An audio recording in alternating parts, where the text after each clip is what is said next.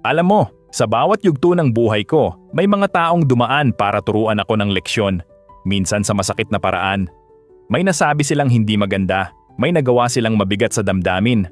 Pero habang lumilipas ang panahon, napagtanto ko na may kapangyarihan pala ang kabutihan.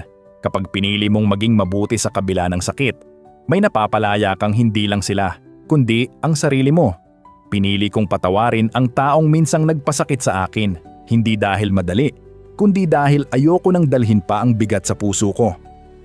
At totoo nga, sa pagpapatawad ko, may kapatawaran din akong natanggap mula sa Diyos, mula sa sarili ko, at minsan mula rin sa kanila. Hindi natin kontrolado ang ugali ng ibang tao, pero kontrolado natin ang tugon natin. At palaging may kapangyarihan ang kabutihan. Ang totoo, may iilang bagay lang sa buhay na hindi kayang ayusin ng isang taos pusong kabutihan.